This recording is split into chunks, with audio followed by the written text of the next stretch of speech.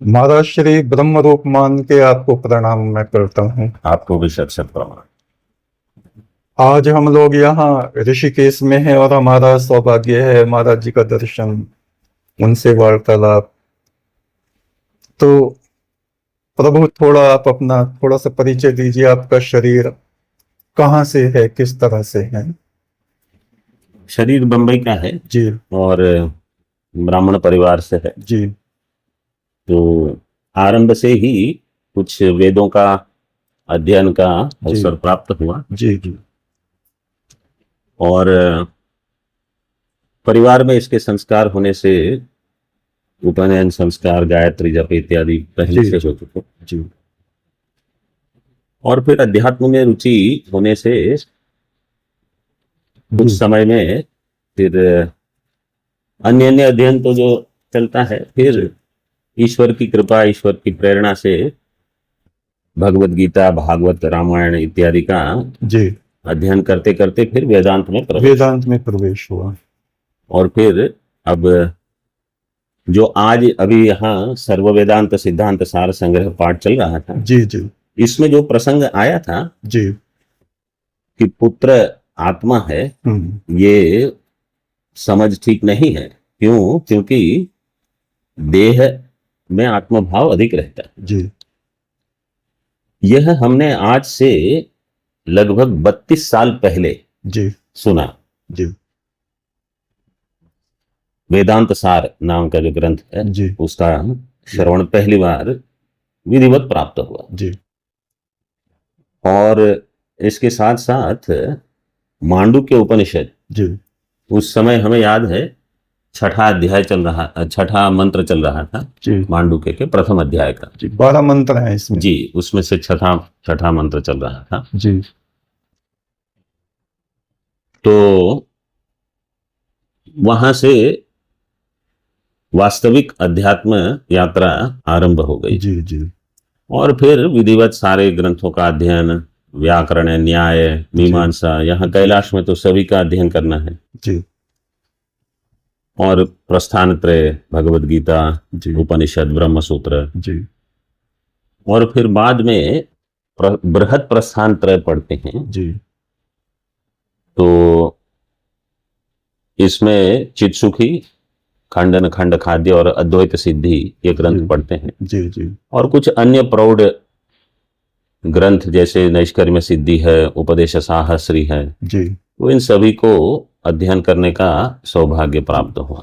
महाराज जी, मांडुक्य उपनिषद का आपने जैसे वर्णन किया है, तो इसमें आत्मा के 4 स्वरूप, जागृत वैश्वानरः जी, और स्वप्न में तेज स्वरूप बताया है, और सुसुप्ति में शायद प्राज्ञ जी, और तुर्या, ये 4 अवस्थाएं बताई हैं। तो इनको मतलब साधारण विद्यार्थी कैसे समझेंगे? थोड़ा सा प्रकाश डालें। मांडुक्य उपनिषद, ऐसा कहा जाता है कि जो अत्यंत प्रौढ़ मुमुक्षु विद्यार्थी हैं जी, उनके लिए एक ही पर्याप्त है मांडुक्य जी। मांडुक्यम एकमेवालम मुमुक्षूणाम विमुक्तये जी, मोक्ष की इच्छा के लिए, मुमुक्षुओं को मोक्ष के लिए, उनकी मुक्ति के लिए मांडुक्यम एकम एव अलम, एक मांडुक्य पर्याप्त है जी। एक ठीक से समझ में आ जाएगा तो हो जाएगा जी। लेकिन वो किसके लिए है जी? जिन्होंने अपने आप को इस देह रूप नहीं बल्कि समस्त जागृत प्रपंच रूप समझ लिया जी। तो वहां जो वैश्वानर संज्ञा है जी, वो वास्तव में मंत्र ऐसे है: जागृत स्थानो बहिष्प्रज्ञ जी, सप्तांग एकोनविंशति मुख स्थूलभु वैश्वानर प्रथम पाद जी। आत्मा का प्रथम, हाँ, आत्मा का स्वरूप, आत्मा चतुष्पाद बताया है वहां, तो प्रथम पाद ये है। अभी इसमें जागृत स्थान, तो जागृतम स्थान जागृत अवस्था है जिसकी जी, तो सभी जानते हैं कि मैं अभी जागृत में हूं। बहिष्प्रज्ञ, जिसकी प्रज्ञा बहिर्मुख है, क्योंकि बाहर देखती है, वस्तुएं हैं, व्यक्ति है, पदार्थ हैं, सब हम देखते हैं, ये बहिष्प्रज्ञ होगी। सप्तांग को छोड़िए, अभी आगे है एकोनविंशति मुख, जी तो 19 मुख से ग्रहण करते हैं हम। जी। तो 19 क्या है? 5 ज्ञान इंद्रिय है, 5 कर्मेंद्रिय है, 5 प्राण है जी और अंतःकरण चतुष्ट है, तो ये जी। हो गए 19। 19 हो गए, 19 मुख से। तो 19 मुख से हम बाहर की चीजों का ज्ञान ग्रहण करते हैं, जी ये भी हो गया। जी और स्थूल वस्तुओं का भोग करते हैं, स्थूल भोग। जी। तो ये तो सामान्य बालक है, वो भी जानता है, लेकिन इसको आत्मा का प्रथम पाद नहीं कहा। जी आत्मा का जो प्रथम पाद है वहां तो आपको सप्तांग होना पड़ेगा। वो किस तरह से? सप्तांग का अर्थ क्या है? जी 7 अंग जो हैं वो है कि स्वर्गलोक से लेकर जी पृथ्वी लोक पृथ्वी तक। और जो आकाश है, समष्टि आकाश, जी जो समष्टि वायु है, जी वो सभी से जिसका तादात्म्य हो, इस एक देह से नहीं, पूरी सृष्टि से, सृष्टि से। तो समस्त विश्व ही जिसका शरीर रूप है, जी वो है वैश्वानर। तो तब हम कह सकते हैं कि आत्मा का प्रथम पाद मेरे लिए सिद्ध हो गया। तो ये वैश्वानर उपासना छांदोग्य उपनिषद में आती है। जी छांदोग्य उपनिषद में सप्तांग वाला वैश्वानर है, इसकी उपासना वहां 6 ऋषि एक राजा से अध्ययन करते हैं, जी उसका प्रसंग है। जी इस प्रकार की हमारी अगर बुद्धि हो जाए जी तो हम आत्मा के प्रथम पाद में स्थित हो गए। जी तो इसका अर्थ है कि वैश्वानर जो है वो वास्तव में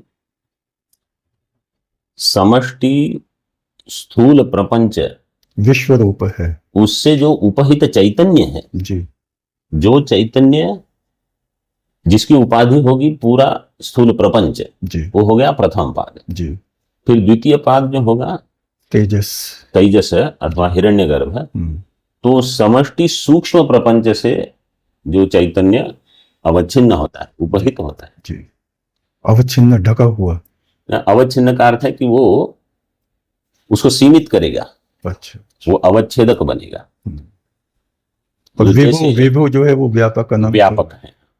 तो इसका अर्थ यह है कि जो समस्त सूक्ष्म प्रपंच है जी, उसके साथ हमारा तादात्म्य हो जाए। अच्छा, हिरण्यगर्भ से। जी जी, तब हमको हिरण्यगर्भ संज्ञा प्राप्त हो। अच्छा, तो हिरण्यगर्भ हम अपने में ही समझें कि बाहर समझें, या बाहर भीतर दोनों में समझें? मतलब ये बाहर भीतर का जो भेद है जी, वही कट जाए। अच्छा, मुख्य ये हो जाएगा। जैसे दृष्टांत देते हैं सरल, जी समझो यहां बिजली चल रही है, जी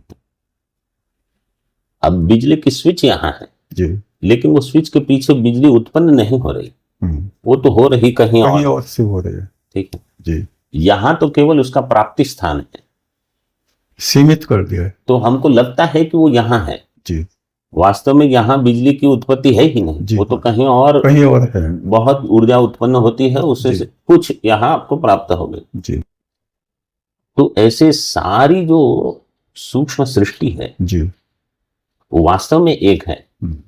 अब उसमें से हमने कुछ चीज को लेकर जी, हमने कह दिया ये मेरी है, ये मैं हूं। जैसे यहाँ की जो बिजली है उसको अगर मैं कहूं ये मेरी है, तो आपकी तो है ही नहीं, ये तो कहीं और की है।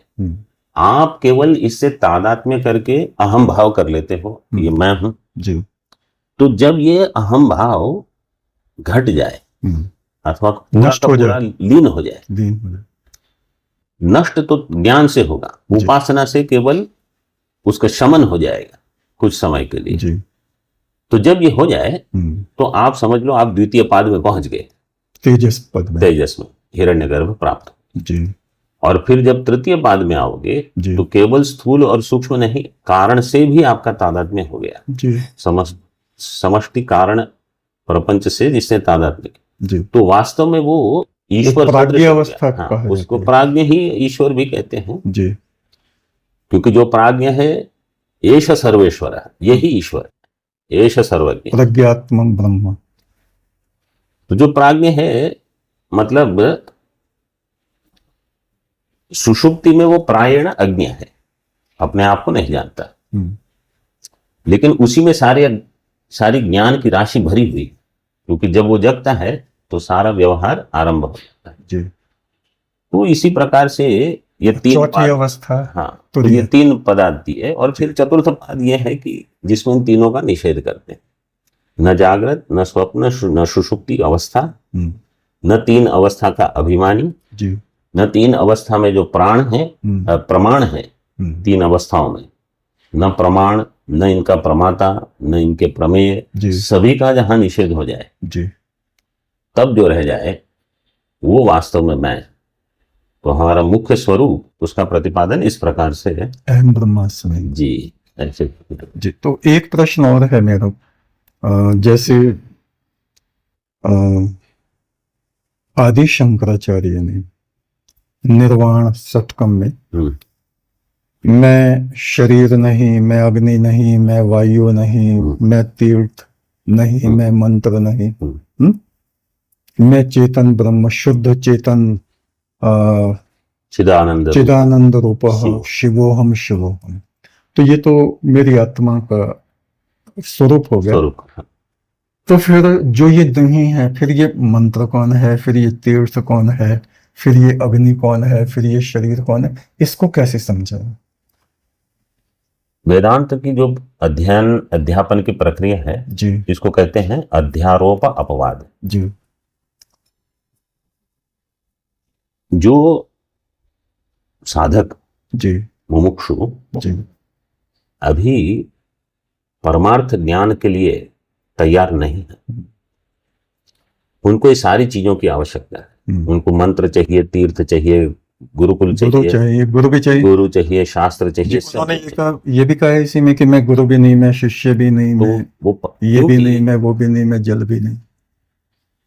ये एक आरंभ की अवस्था है। जी। जब समस्त अध्ययन पूरा हो जी, और आप अपने आप को व्यावहारिक व्यक्ति रूप से नहीं मानकर अपने आप को परमार्थ रूप जान लेते हैं जी, कि मैं केवल चैतन्य हूं, ब्रह्म हूं, उस ब्रह्म की दृष्टि से ये कुछ नहीं है।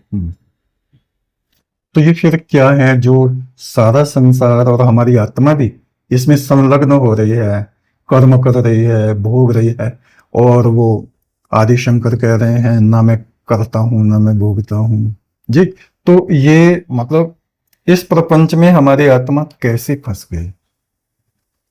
एक विद्यार्थी के रूप में तो एक विद्यार्थी पूछता है हमसे, तो ये प्रपंच में वास्तव में अविद्या के कारण तादात्म्य होता है। तो अविद्या जो भास रहा है, अविद्या का अर्थ है कि मैं अपने स्वरूप को नहीं जानता। जी। जैसे समझो हम कहीं अंधेरे में, थोड़ा जंगल जैसा हो, घास फूस हो, वहां से जा रहे हैं और वहां एक बड़ी रस्सी पड़ी, उसको सांप समझ रहे हैं हम, तो उसको रस्सी को, रज्जू को रज्जू रूप से नहीं जानते हैं, तो उसको सांप सर्प मान लिए, भयभीत हुए खड़े रहते। तो बिल्कुल ऐसे ही मैं अपने आप को ब्रह्म रूप चैतन्य नहीं जानता जी, और मैंने अपने आप को मनुष्य समझ लिया, व्यक्ति समझ लिया जी।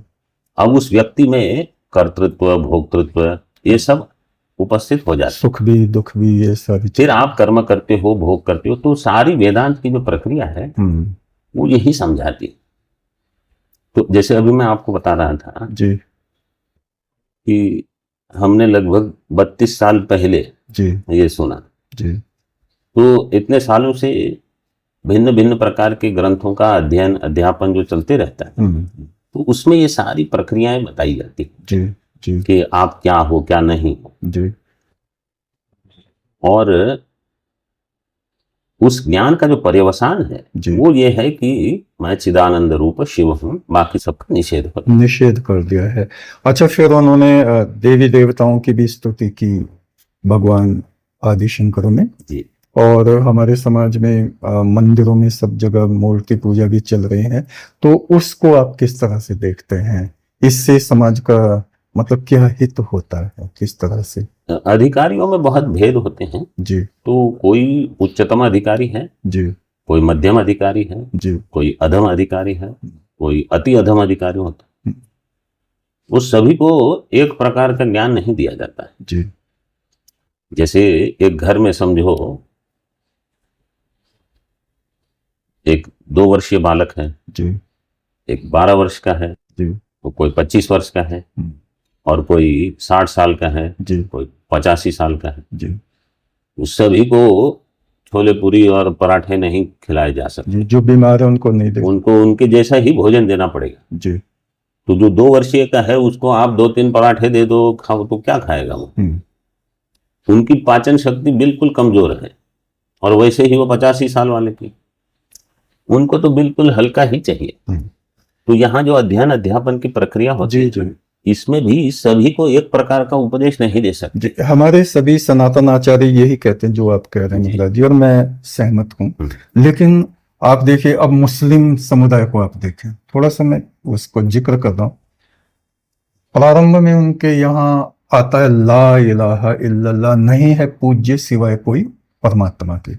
तो वे सबको एक ही ज्ञान देते हैं, और उस सूत्र से उन्होंने अपने पूरे समाज को एक ईश्वर से बांध दिया है। तो हमने कहा कि एक से ज्यादा ईश्वर, कहा तो नहीं है, लेकिन हम लोग कितने बट गए हैं। कोई कह रहा राधा, मेरा ईश्वर राधा है। कोई कह रहा है मेरा ईश्वर कबीर है। कोई कह रहा है मेरा ईश्वर तो साईं बाबा है। जी, तो इसमें तो और बड़प्पन है उल्टा। नहीं, मुझे लगता है कि हम बिखर गए। नहीं, मैं कहता हूं जी, हमको अधिक जैसे विकल्प प्राप्त है। जैसे अगर आप कोई कहेगा कि आपको नहीं, हम तो कहेंगे कि विकल्प प्राप्त हैं, लेकिन यजुर्वेद के ऋषि भी कह रहे हैं ना तस्य प्रतिमा अस्ति और यो अन्यान देवतम उपास्ते यथा पशुरेव गंग सदेवानाम, कि जो उस एक ईश्वर को त्याग के अलग अलग अलग किसी कोई ईश्वर मान लेते हैं, वे पशु तुल्य हो जाते हैं, और उसके कारण वे भटकते रहते हैं, क्योंकि उनकी वृत्ति एकाग्रता उस एक ईश्वर में, परम तत्व में नहीं लग पाती। जी, उसका कारण क्या है? जी, उसका कारण ये है कि मुंडे मुंडे मतिर भिन्न। वो तो हर बुद्धि में इतनी वासनाएं हैं, इतनी इच्छाएं हैं। तो वो तो अगर उन लोगों में भी हमसे ज्यादा वासनाएं तो मुसलमानों में नहीं, आप देखिए, हमको ये नहीं सोचना है कि वो क्या करते हैं, वो क्या। हमको ये सोचना है कि हमारे ग्रंथ में जो दिया है उसमें से हम कितना पचा सकते हैं। तो हमारा प्रयोजन, अब जैसे आप कहीं मांडुक्य का विचार करते हैं जी, और फिर आप कहते हो कि यहाँ उस धर्म में ये है, वो धर्म में, तो जब हमारी बुद्धि इतनी बहिर्मुख है तो फिर हमको मांडुक्य जैसे जो तत्व है, वो तत्व चिंतन के लिए ना तो सामर्थ्य रहेगा, और सामर्थ्य हो भी तो अवसर नहीं होगा, क्योंकि हम बहिर्मुख होकर समाज के 50 यहाँ ये समस्या है, वहां वो समस्या। महाराज जी, एक आचार्य को क्षमा करें, विद्यार्थियों को संगठित एक सूत्र में बांधने के लिए कहीं ना कहीं तो लाना पड़ेगा। जी, चाहे आप वेदांत में जैसे मैंने दृष्टांत दिया, चाहे वेद में अगर लाइए। अभी हम इसको एक वाक्य में पूरा करेंगे और ये समाप्त करेंगे। जी, एक घर में सभी लोग अन्य अन्य स्थान पर रहते हैं, जी, अन्य अन्य स्थिति में। आप कहो कि सब एक ही परिस्थिति में आ जाए और एक ही परिपक्वता में रहे, ये कभी संभव नहीं। लेकिन मुस्लिमों में मैं आप देखता देखिए, हूँ, वो हमारा विषय ही नहीं है चर्चा का, हमको इससे कोई लेना देना नहीं।